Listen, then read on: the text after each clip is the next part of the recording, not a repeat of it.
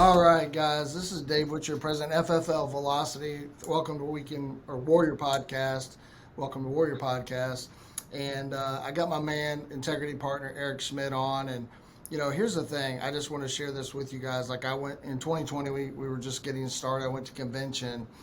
And there's a lot of things I took out of that. But one of the biggest things I saw, not only was in stature, was Eric, but what he was doing. And he was in the car business. I mean, you guys know the story, but I just want to share this part from my heart. Like, he was doing really well. He was writing Hall of Fame. I think he was in the midst of writing Hall of Fame, if I'm not correct.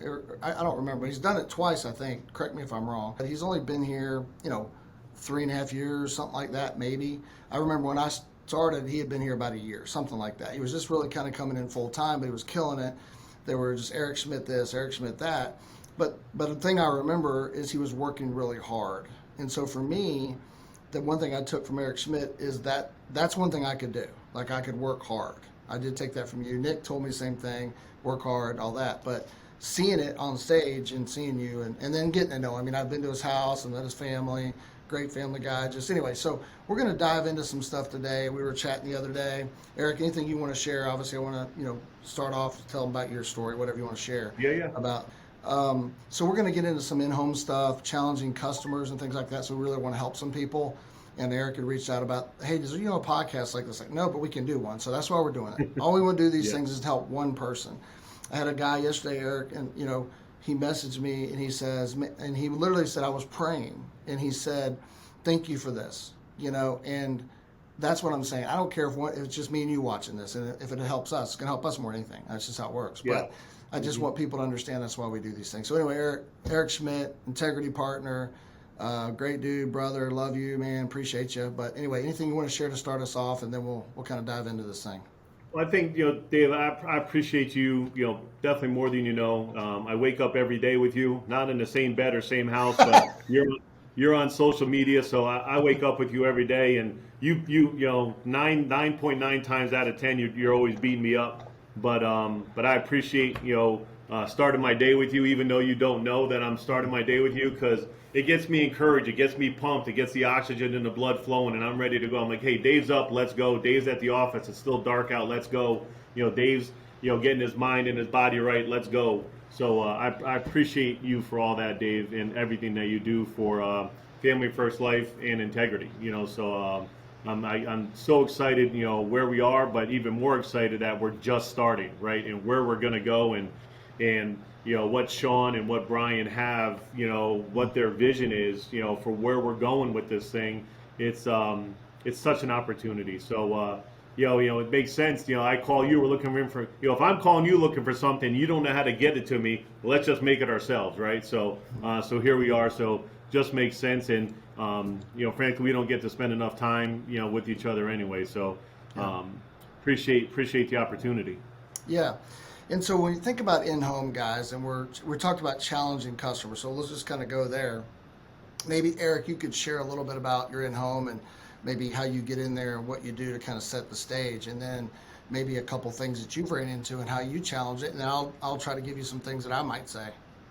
Yeah. So, you have to remember, and Sean, everything that I learned from someone else, and I'm sure Dave with someone, right? Yes. I do not, I'm 50 years old now, right? I started this thing when I was 48. I didn't want to have to run forever. That wasn't and like Dave, I don't mind working 70, 80, 90 hours a week. There wasn't the amount of hours, it was when I was doing it, right? So when I found this vehicle, then I could say, okay, hey, I get 168 hours. I'm going to work my 80, 90 the way I want to, but not miss ball games, parent-teacher conferences, practices, recitals, volleyball game, whatever the deal is, right? So like Sean says, when someone clicks on something on social media, or when someone fills out a form, or sees a video on YouTube and reacts to it, they're interested in the idea of life insurance, right, Dave? So whatever, now their interest could be a 1 out of 10, it could be a 10 out of 10, but they're interested in the idea of life insurance, right? So, I think you have to let your ego go, or you have to let your pride go. My secret weapon was, I'll be truthful and honest. My secret weapon was Mike Schroeds. And every phone, and you guys can't call Mike on every single home because his phone would have to change numbers. But I called Mike on every single appointment I was on. Did Mike recruit me? No. Did I join Mike's agency? No. But he was my secret weapon, and I loved calling him. He just put customers at ease. And now that FFL has thousands of agents, right, and thousands of agency owners, we all have that person in our life that we can reach out to. Just at the time for me, it was Mike. We just connected, right? So when we get to the house, so I think the control part starts on the phone, okay, Dave? So when we're on the phone and we're setting the appointment and we get past those first 3, 4, 5, 6 seconds, now we're in control, right? If they try to take control back by saying, hey, I'm not interested, I'm all set, I already got it covered, I'm not available, I'm busy, I'm working, I got kids, blah, blah, yeah, perfect. And there's tons of training out there on how to get that control back, right? And everything's a yes, yes. So I'm out there Friday. They had me dispatch out there Friday and Saturday. What's a better day for you and Mary? We're busy both days. Well, thank goodness you said that, because I'm really packed both days too, and we're so far behind. They actually have me out there on Sunday. I typically get done with church around 12, between 12 and 2. What time are you typically home from church? Just assuming that they go. Oh, we go to church on Saturday. We don't go to church. Perfect. That makes my job even easier. Is 7 a.m. good, or is 11:30 a.m. better? It's always a yes, yes. You're always in control, and you gather that control on the phone, especially when you're tying it down toward the end, right? What color is your home? Where should I park? Street or driveway? Should I go to the front door, side door, back door? Should I ring the bell or knock on the door? Is there any big dogs or gates I should be ready for? I'm going to be driving a white SUV. I'm 6'5" and I don't have a single hair on my head. You'll know it's me when I arrive, right? So you're in total control on that call. And if you're taking control on the call, when you get to the home and you're in the door, shoes on or off, and you're looking for the table, you're in control. So I think it starts on the phone, and when you have that control set on the phone and you're giving them a confirmation number and you're telling them that that you're not going to have a lot of time, you only need 5-10 minutes to show them what they qualify for and answer any questions that they have. We have 12 more appointments right there in ABC County. Again, all these things, that psychology of the sales, psychology of the appointment set, Dave, gets us where we need to be. So when we do get to the home, it's all business, right? You don't go to, if your back hurts, you're not going to the doctor to talk about the ball game. You're going there to figure out why your back hurts and you want to get it fixed, right? Mm-hmm. So, that doctor-patient relationship's got to go in as soon as you get into that house. And then when I get into the house, and here's a lead I'm working right now, this is all I need. I got my backpack with my tablet device on or whatever, but when I go into the house, this is all I need. And it's me, it's a piece of paper, and it's a table. That's it. Right? That's all I need. And because if I can't get this handled, I don't need all the other stuff, right? Right. So I'm not gonna unpack for the weekend, right? Like I'm moving in. That's just not my style, right? Yeah. But I am gonna have, and I have it right here because I bring it to all my appointments. I have my credibility worksheet, right? Yeah. I have all my worksheets that I'm gonna work with the client on. But I don't need this right now. What I need to do right now is I need to figure out why they filled out the form. I need to get back to that day when they clicked, called, filled out, whatever the situation was, and what they were feeling at that time and why they filled it out. Now, that might have been 5 days ago. It might have been 5 months ago. But I need to get back to that time when they filled out that form to figure out what was going through their head on why they felt they needed it at that time. Did they just go to a funeral? Did they just read an obituary?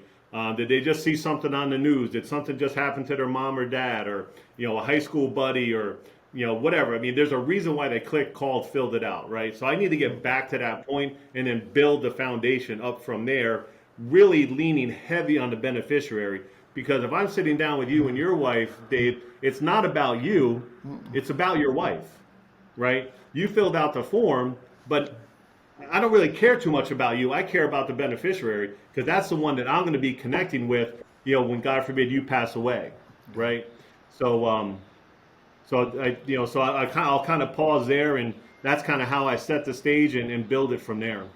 Yeah, that's great, and I do some of the same things. I like to call that pulling on the heartstrings, because you set the table for the beneficiary. So that's why we ask that question, because later on it's like, well, yeah, but you don't want to leave so and so in this situation. You don't want to hurt so and so, right? That's so you're setting that stage. So at the end, which we get to in a second, and you may have to challenge, but like, well, what, but you just told me you didn't want to leave her in that situation, or he or she or whoever. Why would we not go ahead and take care of this today? So that's a challenging question, right? But for me, it's also, I do some of the same things. And, one of the things I do, Eric, for me, is I've always like, hey, you can want what you want. I can want what I want. This is not theory. I'm literally going to put this in the computer. The computer's going to say yes or no. I want you to get best situation. I always use the word, I didn't say coverage. I always use to say situation for your family, because your situation is different than this guy and that guy and so on. So I set that. Then I talk about budget. I said, listen, once we get you qualified, number one, we got to get you qualified. The carrier has to say yes. It's not a piece of paper you got in the mail. It's not something on TV for $9.99. Just saying. It's not, I want to try to get you level coverage. I'm going to do my best. We have a bunch of carriers. I do all those things, right? The other thing is, for me, you know what I had? I had a piece of, literally a tablet just to write on, and my iPad. That's it. I just didn't use the financial inventory. I just asked the same questions. Like I asked, you have heart attack, stroke, cancer. I just want to know that, and I'm running America. That's just what I did. You mentioned your guy. I worked with Andrew, super busy at the time, still is. So he said, well, call Trey. So Trey became my go-to guy. Albert was also there too, Albert Lau, the two of those guys. But probably called Trey a little bit more. But, anyway, that's a cool thing to do.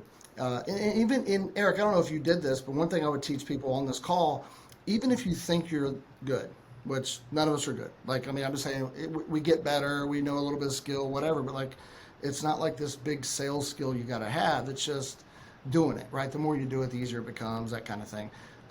But I would call people at the end. So let's say you and I were together, and all the option I had was AIG, for example, okay? Yep. Which is a great company. We love them.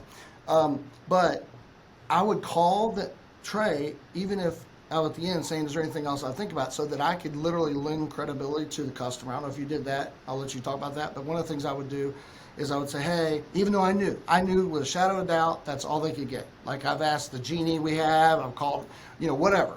I just know. Hall of Fame agent, you should know that stuff, right? So, but I'd call him and I'd say, is there anything I'm missing? He'd say, now sometimes I might miss something, but most of the time at that point, after I've been doing it a while, he'd say no. And so I would say, so you're saying as a senior underwriter, there's nothing else, there's nowhere else to go. So that would literally make sales for me.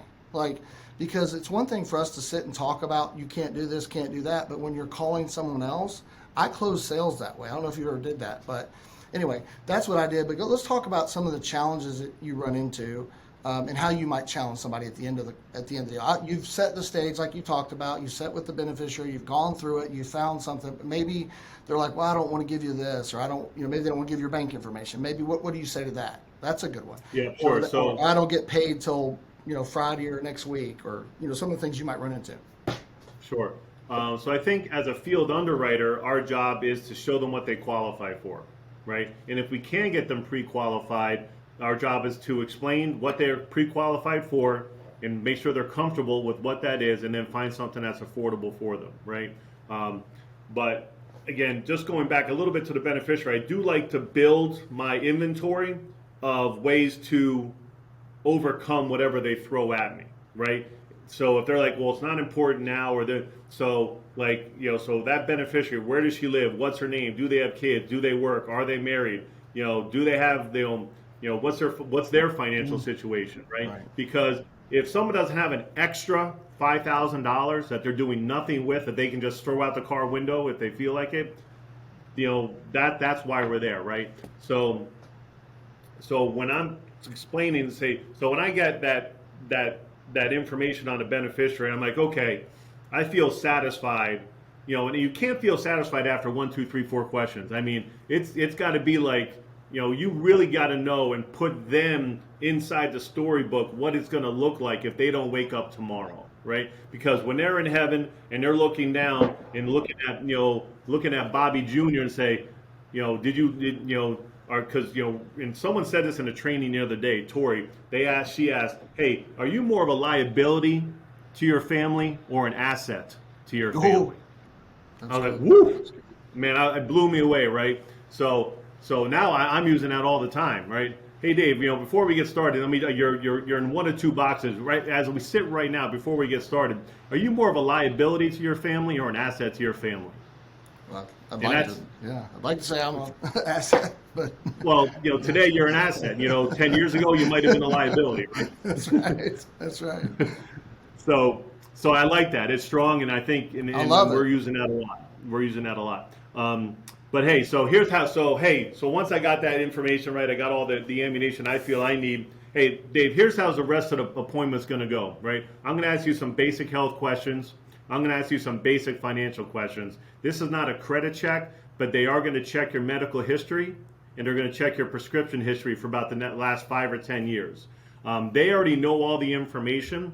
What's going to make this appointment go even quicker is if you're really transparent with me, because there's no reason for you to withhold information from me, and not everyone can remember everything. But if you're intentionally withholding information from me, it's going to elongate this whole process. And to be honest with you, I'm already late to my next appointment, the next family that I'm going to help. So let's just have that type of relationship. Is that fair? Yes, that's fair. Perfect. So again, it's not a credit check, but they are going to use your social security number to check your prescription history and to check your medical conditions. Okay. And then what we're going to do next is we're going to get you pre-qualified. I'm going to send you a quick message on your text. You're going to tell me what the text code is, and we're going to get you pre-qualified. Once we get you pre-qualified, we're going to go over how the policy works. We're going to find something that's affordable for you in your today budget and something that's comfortable for you. And then we're going to complete the rest of the application. That will include your banking information, your routing number, your account number, your checking number, okay? And then we're going to submit it, and we might even get an approval while I'm here today. But what if I Is don't that want to give okay? you that bank information?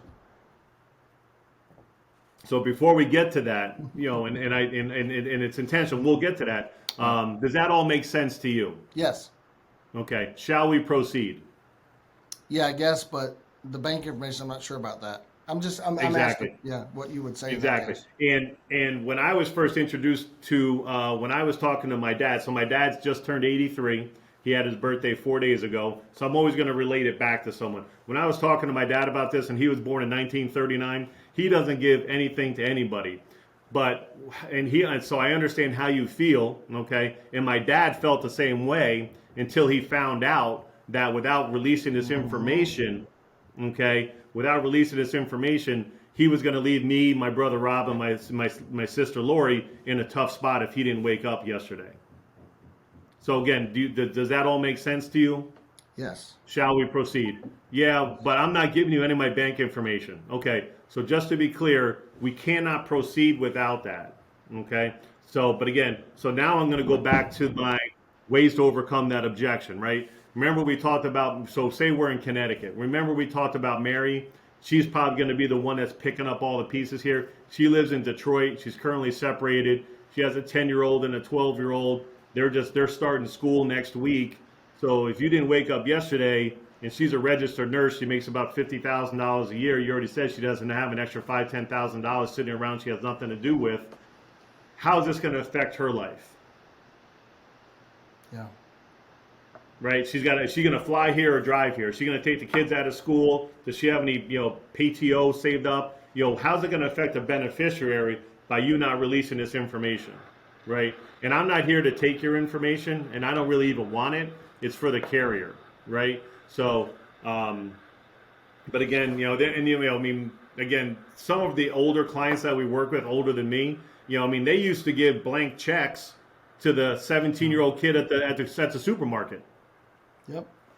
You know what I'm saying? And they would throw it through the machine, and the machine would fill out the check automatically. So again, I'm not here to steal your information. I'm here to show you what you qualify for. Now, 1 or 2 out of 10, Dave, I'm not going to be able to get past that, right? Yeah. So it's always at 25, 25, and a 50, right? So 25% of the people, they're ready to rock. Doesn't make a difference. You can have your mouth duct tape, have your hands tied behind your back. You're walking out of there with an $83 a month policy. It don't make a difference. 25%, doesn't make a difference. Never going to close it. And it's that 50%, that this person, is going to fall into. But if we can, you know what? I think I got a guy coming here to the office I got to open the door for. But if we could get, If you need to go ahead, I'll talk for a minute. Go ahead. I'll bring my machine with me. Okay. But if we have to get to that, hey, no man, if we have to get to the, if we do get to that point, then because I haven't unpacked, right, and I still have all that stuff in my bag, I'm going to stand up. I'm going to offer my services for anything else that I might be able to do for them, and I'm going to walk, right? But because they've built up that why so much for me already, that typically doesn't happen. Yeah.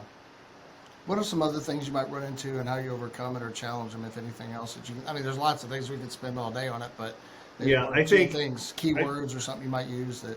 I tell them ahead of time that no money's coming out of their account today.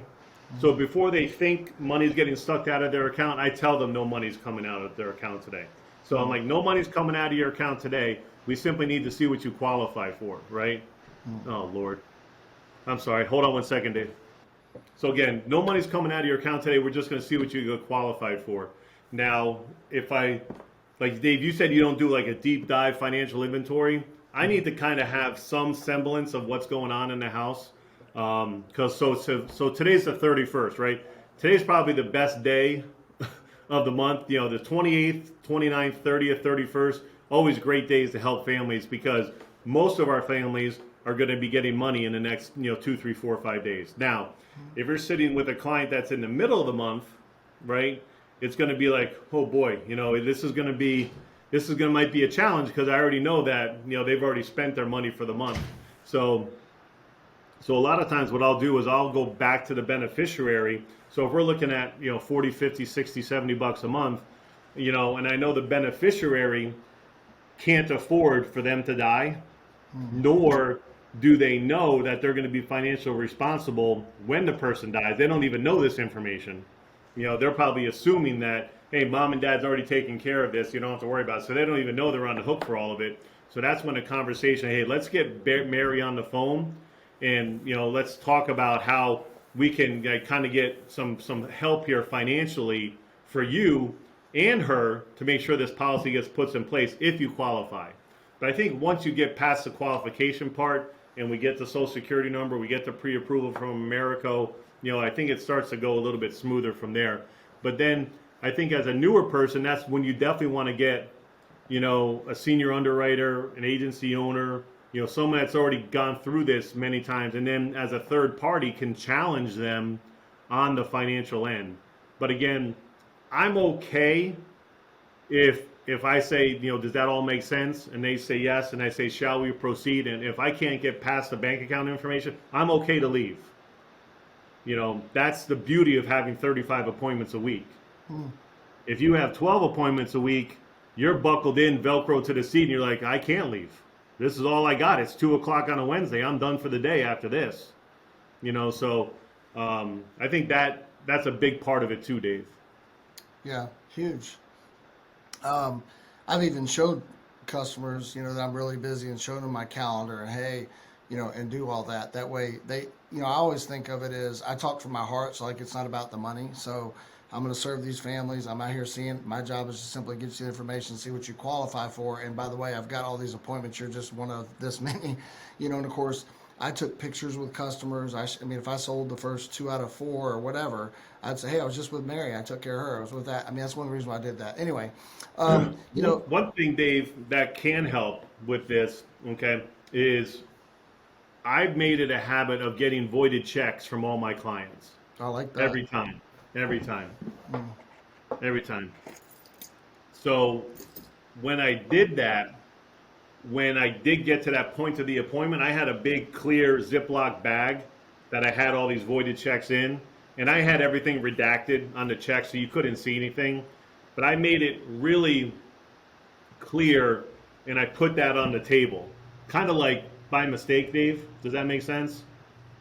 Like I took the Ziploc bag out of my backpack with all the voided checks in it, and I wanted the new client to be able to see that and be like, what's that? I'm like, oh, don't worry about that. That's just all the voided checks that I've collected for the week that I need to get filed away from all the other clients that I've protected this week. Because, kind of like that saying goes, everyone wants to do what everybody else is doing. So if everyone else is given a voided check to see if they can protect their loved ones, then why wouldn't they do the same? So when they saw this Ziploc bag of all these voided checks. And again, all the pertinent information was all redacted out. Then they were like, what's that? What's that? Oh, those are all the voided checks from all the clients that I have to file away for this week that have already decided to put their family in a better place if they, pass away unexpectedly or when they do pass away. Yeah, I love it. Well, as we kind of wrap this thing up in the next few minutes, what are some other challenges or things that might could help somebody out there to overcome those, challenging questions? I mean, challenging the client, I guess, is really what we're doing here, to make them make the right decision. Yeah, one thing real quick, back to the phones. I think the phones are so important, Dave, is sometimes people are telling me, hey, when I get to the house, I think it's free, right? So something that we train and we teach on the phone is during kind of the tie down portion of the phone call, Dave, I'm like, hey, Dave, real quick before I let you go, you may qualify for a couple discounts. Let me ask you a couple quick questions real quick. Are you a smoker or a non-smoker? No. I'm a smoker. Perfect. We have a program where you can actually qualify for a non-smoking rate, so you will qualify for that discount. One more question, because you may qualify for an additional discount. Who do you do your banking with? Is it one of those big banks like Bank of America, or is it a local credit union? And you say, doesn't matter what you say. Now, you might say, well, I use a Direct Express card, that green MasterCard. Perfect. That was actually just added, and that does qualify for the discount.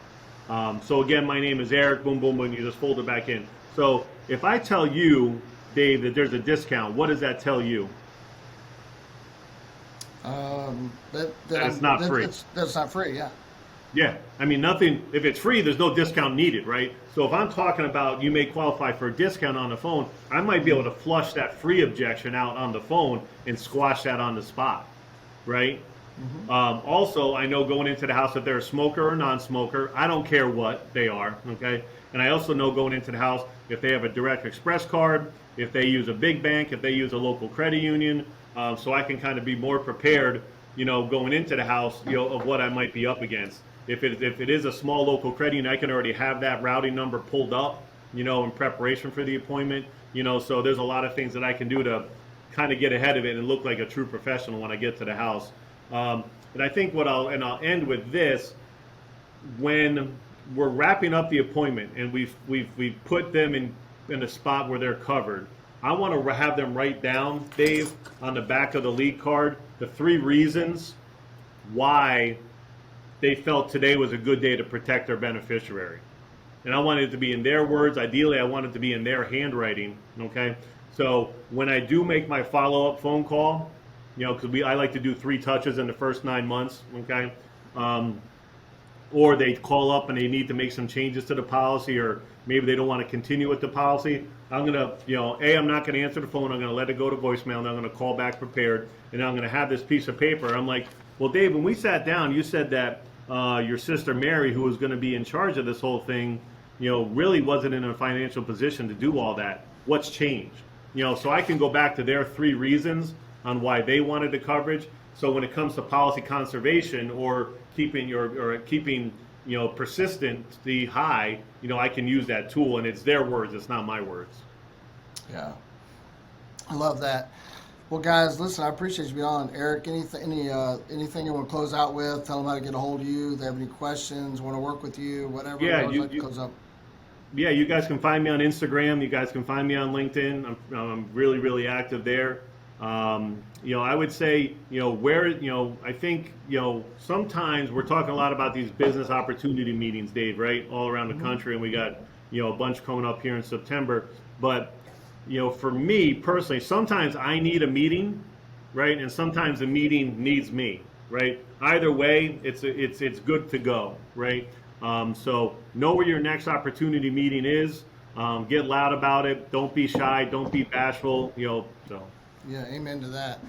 Yeah, well, thanks, Eric, for being on. Love you, man. Appreciate you. It's good stuff. Hope it helps a lot of people out there.